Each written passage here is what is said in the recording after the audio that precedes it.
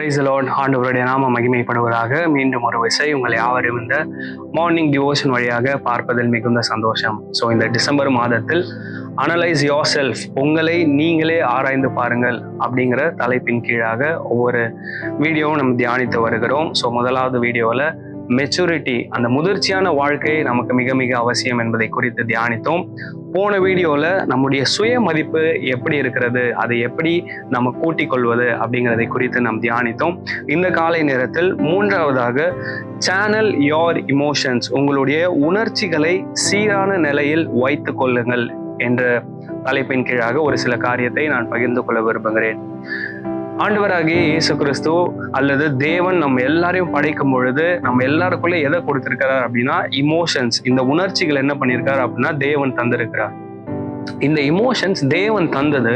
ஆனா நிறைய நேரத்துல இந்த உணர்ச்சிகளை மற்றவர்கள் என்ன பண்ணிடுவாங்க அப்படின்னா இன்ஃப்ளூயன்ஸ் பண்ணிடுவாங்க ரொம்ப ஈஸியா. நம்மளோட இமோஷன்ஸ் மற்ற நபர்களால் அல்லது நம்ம பார்க்கிற விஷயம் கேட்கிற விஷயத்தினால ஈஸியா இன்ஃப்ளூயன்ஸ் பண்ணப்படும். அப்போ எது ரொம்ப ரொம்ப முக்கியமான ஒரு விஷயம் அப்படின்னா எதை நம்ம பார்க்கிறோம், எதை நம்ம கேட்கிறோம் அப்படிங்கிறது ரொம்ப ரொம்ப முக்கியம். இப்போ நீங்க யோசிச்சு பாருங்க, நிறைய நேரத்துல நம்மளுடைய உணர்ச்சி எதை பேஸ் பண்ணி இருக்கோம் அப்படின்னா ஏதோ ஒரு விஷயத்த நம்ம பார்த்துருப்போம், அதனால என்னுடைய உணர்ச்சி என்ன பண்ணும், மாறும்.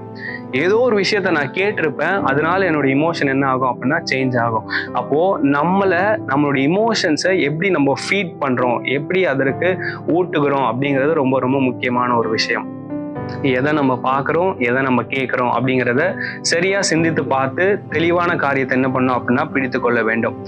அதுக்கப்புறம் ஸ்ட்ரகிள்ஸ், நிறைய நேரத்துல இமோஷனலி உணர்ச்சிகள் என்ன இருக்கும் அப்படின்னா ஸ்ட்ரகிள்ஸ் இருக்கும், பிரச்சனைகள் இருக்கும், போராட்டம் இருக்கும். இது எனக்கு மட்டும்தான் வருது அப்படின்னு சோர்ந்து போய் விடக்கூடாது. எந்த வயசான நபருக்கும் என்ன வரும் அப்படின்னா ஸ்ட்ரகிள்ஸ் வரும், பிரச்சனைகள். இது காமன் தான், பொதுவான ஒரு விஷயம் தான். ஸோ முதலாவது நம்ம என்ன பண்ணோம் அப்படின்னா இதை ஏற்றுக்கொள்ள வேண்டும். எனக்கு இருக்கிற பிரச்சனை உண்மைதான், இது போன்று உலகத்துல இருக்கிற எல்லாருக்கும் இந்த ஸ்ட்ரகிள் இருக்கதான் செய்யும் அப்படின்னு நம்ம யோசிக்கணும். சரியா? நிறைய நேரத்துல எதை நம்ம சிந்திக்கிறது இல்லை அப்படின்னா இது மற்ற எல்லாருக்கும் இருக்கிற பிரச்சனை தான் அப்படிங்கிறத நம்ம யோசிக்காம எனக்கு மட்டும் ஏன் இப்படி வருது அப்படின்னு நம்ம டிப்ரெஸ் ஆயிடும். இல்லை, இந்த ஸ்ட்ரகிள்ஸ் எல்லாருக்குமே காமனான ஒரு விஷயம். எவ்வளவு வயசானாலும் இந்த ஸ்ட்ரகிள்ஸ் இருக்கதான் செய்யும் அப்படிங்கிறத நம்ம புரிந்து கொள்ள வேண்டும். மூன்றாவது, ஒரு நல்ல ஆவிக்குரிய நண்பர் என்ன பண்ணணும் அப்படின்னா நீங்களும் நானும் வைத்துக் கொள்ள வேண்டும். அவ்வப்போது அவங்க கிட்ட என்ன பண்ணணும் அப்படின்னா கான்வர்சேஷன், உரையாடலை வைத்துக் கொள்ள வேண்டும். நம்முடைய ஆவிக்குரிய வாழ்க்கை எப்படி இருக்குது, எந்தெந்த விதத்தெல்லாம் நமக்கு ஸ்ட்ரகிள்ஸ் இருக்குது அப்படிங்கிறத அவங்க கிட்ட என்ன பண்ணணும் அப்படின்னா ஷேர் பண்ணணும். நிறைய நேரத்துல இதுல என்ன பிரச்சனை அப்படின்னா அவங்க உண்மையாவே ஆவிக்குரிய நபரா அல்லது இல்லையா அப்படிங்கிறது தான் பிரச்சனை. ஸோ நல்ல ஒரு ஸ்பிரிச்சுவல் ஃப்ரெண்ட் என்ன பண்ணுங்க, கண்டுபிடிச்சு அவங்க கிட்ட என்ன பண்ணுங்க, உங்களோட இமோஷன்ஸ் எல்லாம் ஷேர் பண்ணுங்க. உங்களுடைய வாழ்க்கையில காட்ஸ் ஹெல்ப்பை எல்லாத்துக்கும் மேலாக சீக் பண்ணுங்க.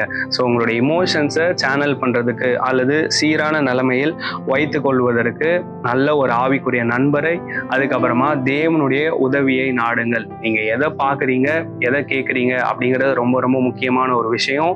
ஸோ நீங்க தான் டிசைட் பண்ணணும். நான் எதை பார்க்கணும், நான் எதை கேட்கணும் அப்படிங்கிறத நீங்க தான் டிசைட் பண்ணணும். நான் எதை பார்க்கக்கூடாது, எதை கேட்கக்கூடாது அப்படிங்கிறதையும் நான் தான் டிசைட் பண்ணணும். அதுக்கப்புறமா எல்லா வயதுல இருக்கிறவங்களுக்கும் இந்த ஸ்ட்ரகிள்ஸ், போராட்டம் அப்படிங்கிறது காமனான விஷயம் அப்படிங்கிறத நான் பிலீவ் பண்ணணும். நான் நம்பணும். நல்ல ஒரு ஆவிக்குரிய நண்பர்கிட்ட அவ்வப்போது நான் ஷேர் பண்ணி அவங்களோட ஹெல்ப்பை நான் பெற்றுக்கொள்ள வேண்டும்.